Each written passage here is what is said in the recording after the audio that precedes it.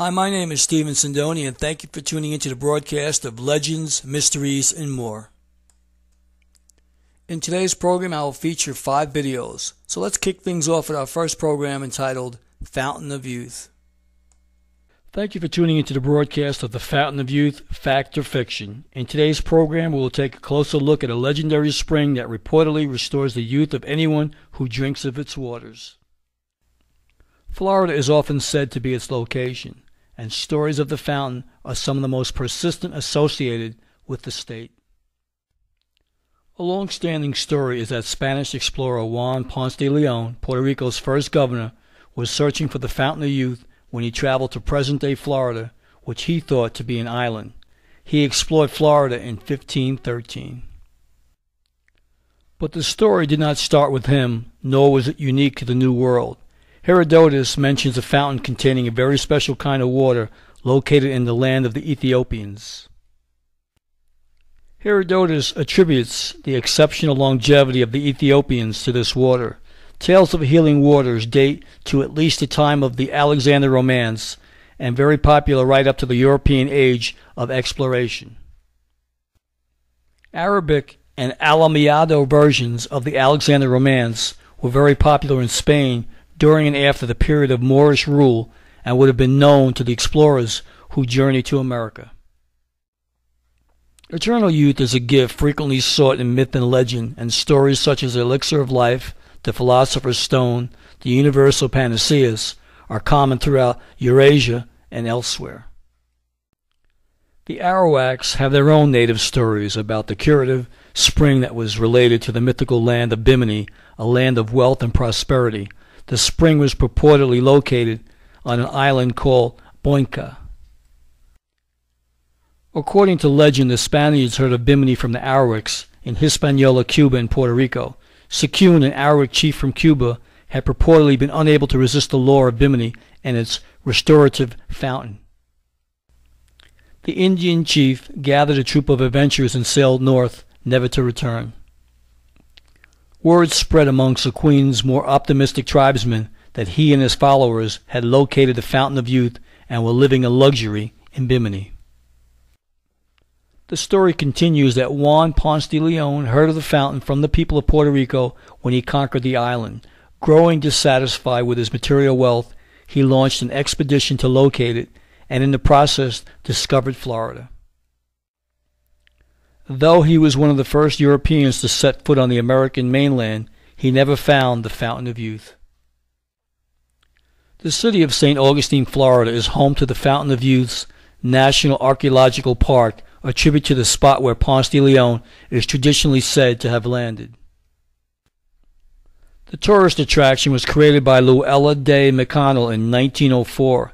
Diamond Lil, as she was known, fabricated stories to amuse the city's residents and tourists until her death in 1927. Though the fountain situated there is not the fountain, this doesn't stop tourists from drinking its waters.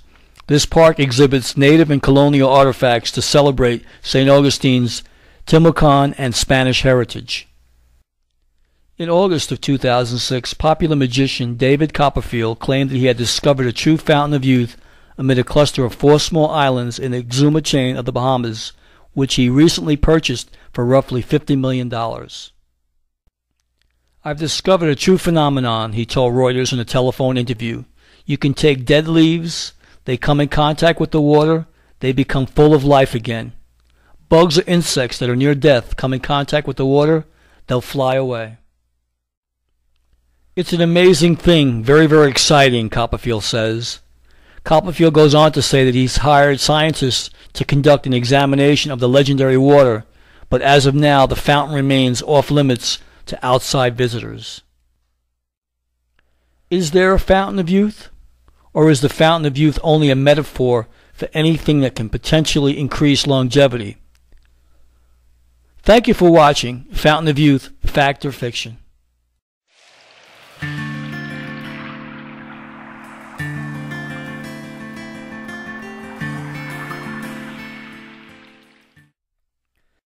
My name is Stephen Sindoni. Thank you for tuning into the broadcast of The Vedas Revealed. In today's program, I will attempt to answer the question, who were the Aryans? For the answer to this question, we shall have to go back beyond the dawn of history. 60,000 years ago, according to many scholars, a white people now called Indo-Europeans or Aryans inhabited the vicinity, or what is now Pamir in Siberia.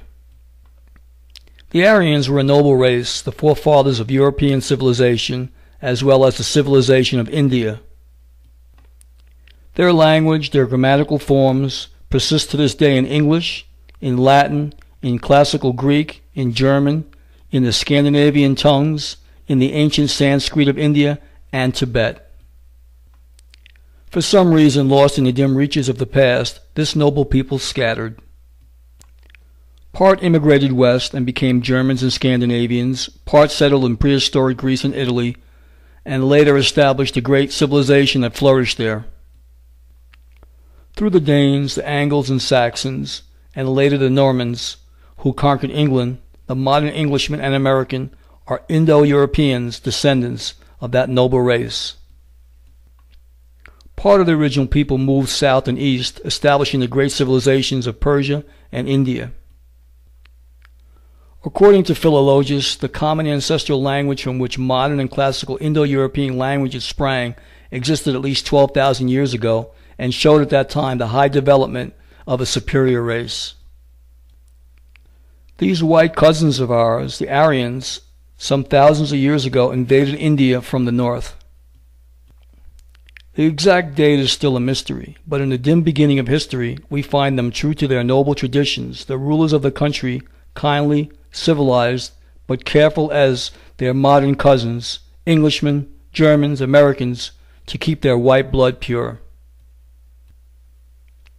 To ensure the bloodline, they established a rigid caste system to prevent marriage between the white ruling classes and the aborigines of India. In the march of the centuries, this caste system failed of its purpose, and today only a few of the nobles and princes of India are pure white. In the times of the Vedas, variously estimated at 3,500 to 8,500 years ago, we find these benign, cultured, thoughtful people, still pure white, developing a philosophy showing unique concern for spiritual matters, for truth, beauty, and social progress.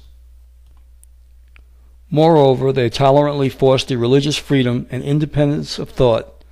Contemplation of the riddles of life became a ruling passion.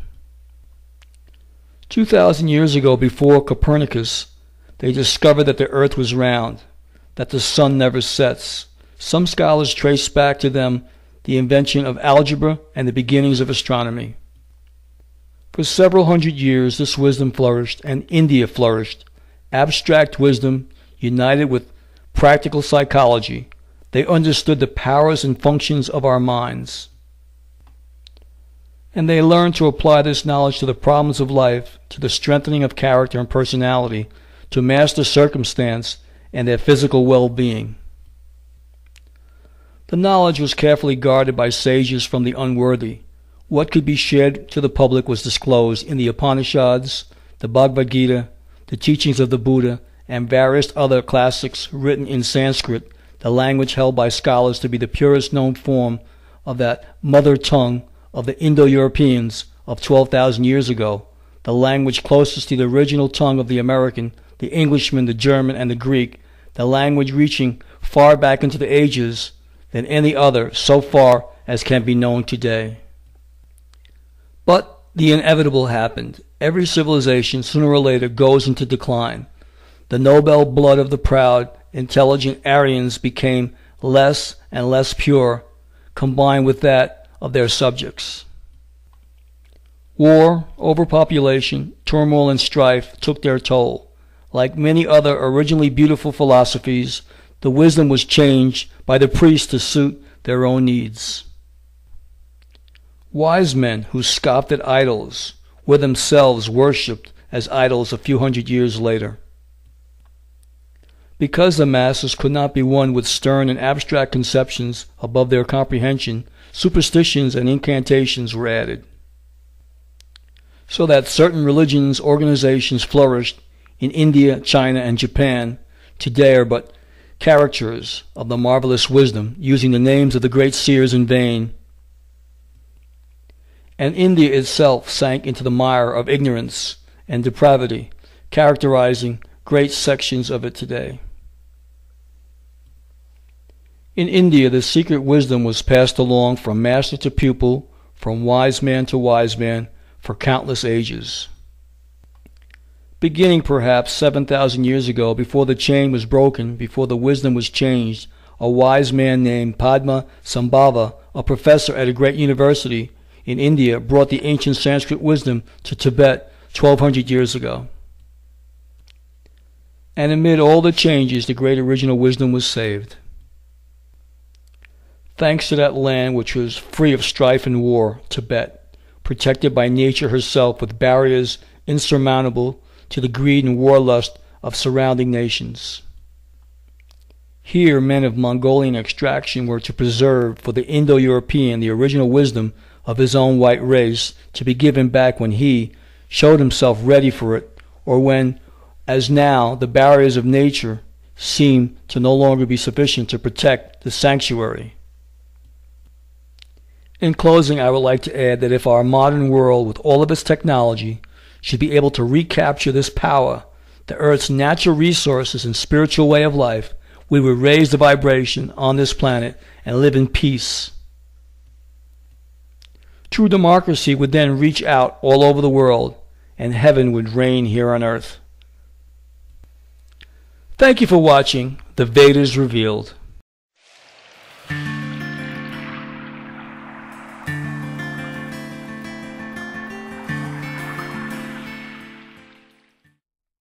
In today's program, I will read excerpts written by the Russian explorer Ferdinand Ossendowski in his book entitled Beasts, Men, and Gods. And in this book, Ossendowski claims that the tunnels which encircle the Earth and which pass under the Pacific and Atlantic Oceans were built by men of a pre-glacial, Hyperborean civilization which flourished in the polar region at a time when its climate was still tropical, a race of supermen possessing scientific powers of a superior order and marvelous inventions, including tunnel boring machines we know nothing about, by means of which they honeycombed the earth with tunnels. I will now quote from Ossendowski's remarkable book relating his own experiences in Mongolia, where belief in the existence of a subterranean world of Agartha, ruled by the king of the world, who resides in his holy city of Shambhala, is universal. Ossendowski writes, "Stop," said my Mongol guide when he crossed the plateau of Tzagan-Luk. "Stop!" His camel bowed down without the need of him ordering it. The Mongol raised his hands in a gesture of adoration and repeated the sacred phrase, Om Mani Padme Hum. The other Mongols immediately stopped their camels and began to pray. What happened? I wondered, bringing my camel to a halt. The Mongols prayed for some moments, then mounted their horses and rode on. "Look," said the Mongol to me, "how the camels move their ears with terror, how the manes of the horses remain immovable and alert, and how the camels and cattle bow down to the ground. Note how the birds stop flying or the dogs barking. The air vibrates sweetly, and one hears a song that penetrates to the hearts of all men, animals, and birds. All living beings, seized with fear, prostrate themselves, for the king of the world in his subterranean peace is prophesying in the future of the peoples of all the earth." Thus spoke the old Mongol. Mongolia, with its terrible mountains and limitless plateaus, were born a mystery which was preserved by the red and yellow lamas. The rulers of Lhasa and Orga guarded this science and possessed these mysteries. It was during my trip to Central Asia that I heard for the first time this mystery of mysteries, to which I formerly paid no attention, but only did later when I was able to analyze it and compare certain testimonies frequently subjected to controversy. The old man on the border of Amyul told me an old legend, according to which a Mongolian tribe, seeking to escape from Genghis Khan, hid in this subterranean land. Later, near Nogan Lake, I was shown by Soyoda a door which served as an entrance to the kingdom of Agartha. It was through this door that a hunter entered into this region, and after he returned told of his visit. The lamas cut off his tongue to prevent him from speaking about the mystery of mysteries. In his old age he returned to the entrance of the cavern and disappeared into the subterranean world, which memory always brought emotion to the nomad. I obtained more detailed information from Hotaku Jalil Jamshrak di Narambak Kaur. He told me the history of the arrival of the all-powerful king of the world to the door exit of the subterranean world, his appearance, his miracles, and prophecies. I then commenced to understand this legend, this hypothesis, this collective vision which, no matter how we interpret it, conceals not only a mystery, but a real force which governs and influences the course of the political life of Asia. From that moment I commenced my investigations. The Lama Gelong, favorite of Prince Sultan Bailey, gave me a description of the subterranean world. More than 6,000 years ago, he said, a holy man disappeared into the earth, accompanied by a tribe of people, and never returned to its surface. This inner world was also visited by various other men as Kakya, Muni, Undur, Jengen, Paspa, Babur, and others. No one knows where they found the entrance. Some say it was in Afghanistan, others say it was in India.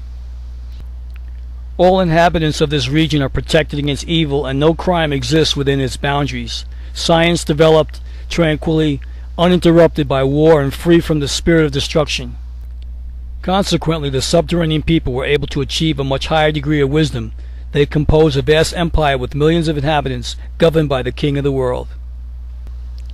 He masters all the forces of nature, can read what it is within the souls of all, and in the great book of destiny, invisibly he rules over 800 million human beings, all willing to execute his orders. All the subterranean passages in the entire world lead to the world of Agartha. The Lamas say that all the subterranean cavities in America are inhabited by these people. The inhabitants of submerged prehistoric continents, Lemuria and Atlantis, found refuge and continued to live in the subterranean world. The Lama Turgut, who made the trip from Orga to Peking with me, gave me further details. The capital of Agartha, Shambhala, is surrounded by villas where lived the holy sages. It reminds one of Lhasa, where the temple of the Dalai Lama rises on top of a mountain surrounded by the palaces of the gurus, who control the visible and invisible forces of the earth from its interior to the sky, and are lords of life and death. If our crazy humanity will continue its wars, they may come to the surface and transform it into a desert. They can dry the oceans, transform continents into seas, and cause the disappearance of mountains. In strange vehicles unknown above, they travel at unbelievable speed through tunnels inside the earth. The Lamas found vestiges of these men in all parts, and inscriptions on rocks, and saw remains of the wheels of their vehicles. When I asked him to tell me how many persons visited Agartha, the Lama answered, a great number, but most of those who were there maintained the secret as long as they live. When the Olets destroyed Lhasa, one of their regiments in the mountains of the southwest reached the limits of Agartha, and were then instructed in mysterious sciences, for which reason the Olets and Talmuds became prophets. Certain black tribes of the east also entered Agartha and continued to live there for centuries. Later they were expulsed from the subterranean world and returned to live on the surface of the earth, bringing with them knowledge of the mystery of prophecy by means of cards and reading the lines of the hand. They were the ancestors of the Gypsies. In a certain region in the north of Asia there exists a tribe which is on the verge of disappearing and which frequents the caverns of Agartha. Its members can invoke the spirits which live in space. The Lama then remained silent some time, and then, responding to my thoughts, continued, in Agartha the sages write on stone tablets all the sciences of our planet and of other worlds. The Chinese Buddhist sage knows that well. Their science is the most advanced and purest. In each century the sages of China unite in a secret place near the sea, and on the backs of 100 large turtles they come out of the ocean. They write the conclusions of the divine science of their century. This brings to mind a story that was related to me by an old Chinese attendant in the Temple of Heaven in Peking. He told me that turtles live for 3,000 years without air or food, and for this reason all the columns of the Blue Temple of Heaven rest on the backs of living turtles, so that wooden supports would not rot. Many times did the rulers of Orga and Lhasa send ambassadors to the king of the world, said the Lama librarian, but they could not reach him.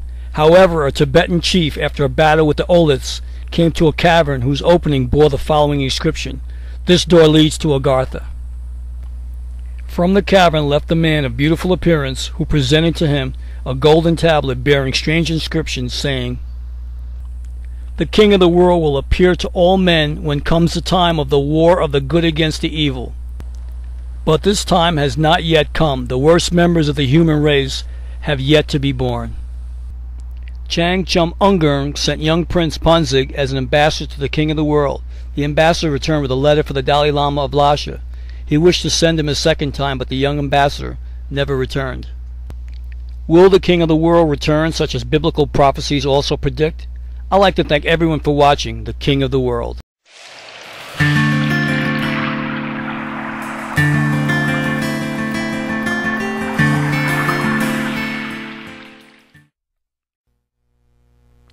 Diogenes was born in 412 BC in the Greek colony of Sinope on the Black Sea. After coming to Athens, he adopted the philosophy of the Cynics and became the most famous philosopher of that school. He lived in accordance with the teachings of their belief that a man, in order to attain wisdom and virtue, must be independent of himself, of others, and of the acquisition of fortune. They further believed that it was necessary to give up all the pleasures of life which stand in the way of self-mastery. According to that tradition, he got rid of all of his possessions except the cloak and purse and wooden bowl, and lived in a tub or a large earthenware jar. His father was responsible for the minting of coins, and when Diogenes took to adulterating the coins with base metals, he was banished from the city. He went to Athens with his slave Manus. Soon after, Manus fled. When Diogenes was advised to chase his runaway slave, he replied, "It would be absurd if Manus can live without Diogenes, but Diogenes cannot get on without Manus." In Athens, Diogenes sought Antiphanes as his mentor. Antiphanes ordered him away and eventually beat him with his staff. Diogenes is quoted as saying, "Strike, for you will find no wood hard enough to keep me away from you, so as long as I think you've something to say." The persistence of Diogenes broke the resistance of Antiphanes. The record of explicit philosophy by Diogenes is meager. He observed that if the flute player or athlete were to devote their efforts towards training their mind or moral conduct, the results would not be unprofitable. He also noted that just as those who are accustomed to a life of pleasure feel disgust when they experience the opposite, those habituated to a lack of pleasure seem to derive more pleasure from despising pleasure. He used to call the demagogues the lackeys of the people. He said, "Bad men obey their lust as servants obey their masters."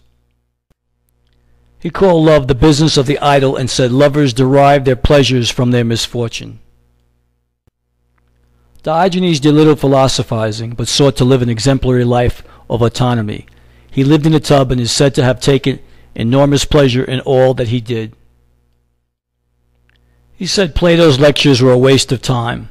Diogenes plucked a fowl and brought it into the lecture room with the words, "Here is Plato's man," in consequence of which they were added to the definition, having broad nails. It is said that Diogenes trampled upon Plato's carpet with the words, "I trample upon the pride of Plato," who retorted, "Yes, Diogenes, with pride of another sort." Being asked whether death was an evil thing, he replied, "How can it be evil when in its presence we are not aware of it?" When someone declared that life is an evil, he said, "Not life itself, but living ill." To one who protested that he was ill, adapted for the study of philosophy, he said, "Why then do you live if you do not care to live well?" Seeing a youth dressed with elaborate care, he said, "If it's for men, you're a fool. If it's for a woman, a knave." Being asked what creature's bite is the worst, he said, "Of those that are wild, a sacrificant. Of those that are tame, a flatterer's."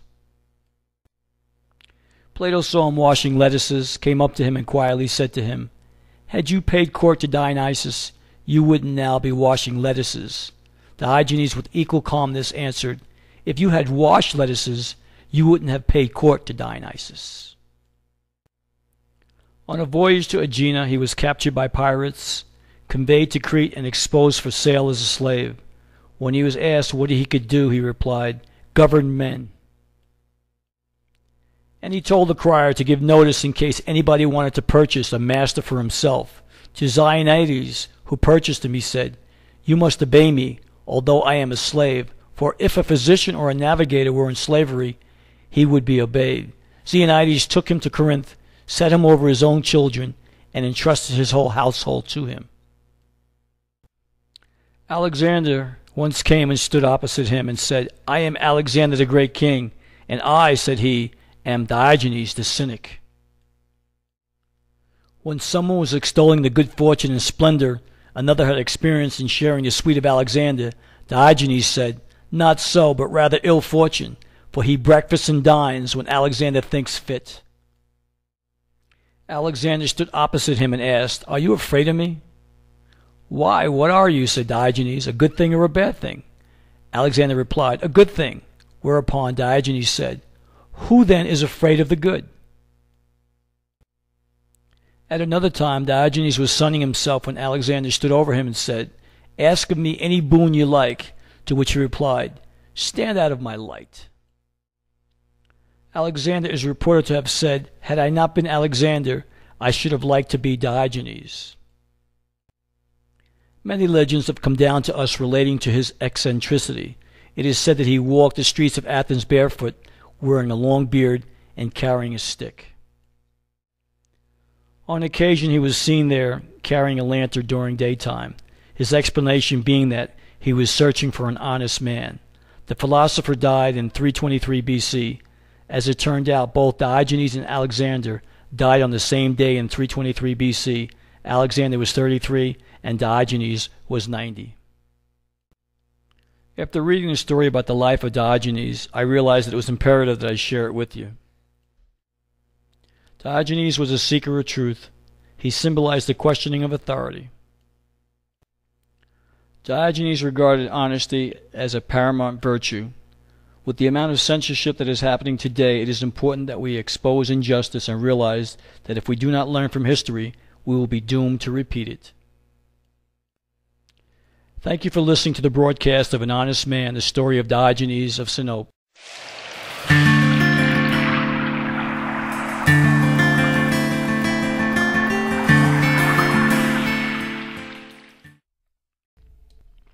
Dialogue with a Master is a story about a fictional character named Simon Michaels who has a dream that he is on a train and meets an ascended master. Simon Michaels, an avid reader, is sitting in his bed reading a story about an old legend of California. After an hour of reading, Simon's eyes grow weary, and shortly thereafter he falls fast asleep. While Simon is sleeping, he falls into a dream state. Simon sees himself on a train. He is sitting in a train car filled with strangers. All of the people seem very friendly. Simon looks out the train passenger's window and takes notice of his surroundings. Simon can see that it's winter because he sees snow on the ground. As he continues to observe his surroundings, Simon notices that the train is heading in the direction of a large mountain. Simon flags the train conductor, an elderly gentleman wearing a blue uniform and a conductor's hat. Simon now points out the window to the mountain and asks the conductor, "What mountain is that?" The conductor looks out the window and answers, "That's Mount Shasta, Mr. Michaels." Simon, surprised by the conductor's response, replies, "How did you know my name was Mr. Michaels?" The conductor now replies, "It's my job to know everyone's name on this train." The train conductor smiles and walks away. Simon is now stunned by the train conductor's reply and tries to make sense of what he is experiencing. Simon returns to the window and watches attentively as the train nears the mountain summit. As the train reaches the station, Simon can see people gathering their belongings before exiting the train. Simon watches as everyone on the train exits with their belongings. Simon is totally confused and sits quietly, not quite sure what to do. Within a matter of minutes, the elderly train conductor returns. The conductor now informs Mr. Michael, "You better hurry or you'll miss your stop. This is where your journey ends." Simon now asks, "Are you sure?" The conductor then replies, "Well, let me see your ticket." Mr. Michaels goes into his pocket and pulls out an envelope that contains his traveling itinerary. Simon then hands the envelope to the train conductor, and the conductor reads the train ticket. After studying the ticket, the train conductor replies, "Yes, Mr. Michael, Mount Shasta is your final destination. Do you need help getting your luggage and belongings?"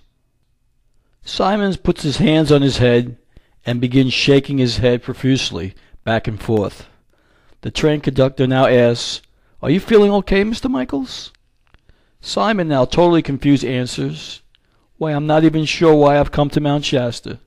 The train conductor now smiles and replies, "You have come here for the same reason everyone else does."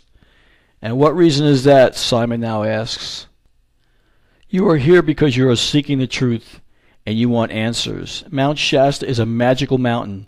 Many people have stories about encounters with ascended masters that have come here." The train conductor politely asks, "Would you like for me to get you a glass of water? Is there anything that I can do for you, Mr. Michaels?" Simon now answers, "I'm a little confused." The train conductor smiles and replies, "You're no different than anyone who was born on this planet. From the moment we are born, we are all here to have our questions answered." Simon responds with, "Yes, I have always been searching for answers. I have many questions." The train conductor takes a seat next to Mr. Michaels. He then takes off his hat that reveals a full head of white hair. The train conductor now goes on to explain to Mr. Michaels that the train has a 45-minute layover at the station, and that he'll do his best to answer any of Mr. Michaels' questions. Simon thinks for a moment before responding, "Yes, I have many questions. From the first day I looked in the mirror, when I was about 6 years old, I felt like I had been here before on this planet." The conductor now answers, "Okay." Simon continues by telling the conductor, "I felt the image in the mirror was not really mine." The conductor takes a moment before he answers, "I see. Is that when you recognize that what is on the inside is not what is on the outside?" Simon says, "Yes, I have always known it was within." The conductor smiles and answers, "The outside is just a holder." Simon answers, "Yes." The conductor now replies, "Most people spend a lifetime and never figure it out." Simon acknowledges his response and says, "Yes, I understand." The train conductor now goes on to say, "The way to the answer is to evaluate everything and everyone. Don't accept it just because someone says it is true, because the answers are in us. We come here with the answers. We blind ourselves to the answers." Simon says, "Why do we do that if we already have the answers?" The train conductor now replies, "Through emotion, loyalty, insecurity, and many other reasons. We are conditioned away from the answers by society, family, and we make a choice to walk away from the answers in an effort to fit in. It is not possible to fit in. Fit into what? Something abstract? Fit into a concept? That is asinine. Do you understand?" Simon replies, "Yes, totally." The train conductor then replies, "Enlightenment is an individual journey." Simon now asks, "How long can this journey take?" "You may conquer it, but it will present itself again and again and again until you master it or it masters you. It's your choice." "Yes, your choice." Simon replies, "I understand." The train conductor looks Mr. Michaels directly in the eye and states, "Our beliefs are what we are." Simon now says, "I have enjoyed our dialogues and your infinite wisdom. By the way, I never did get your name." The train conductor now puts on his hat and checks his pocket watch for the time, and then waves goodbye.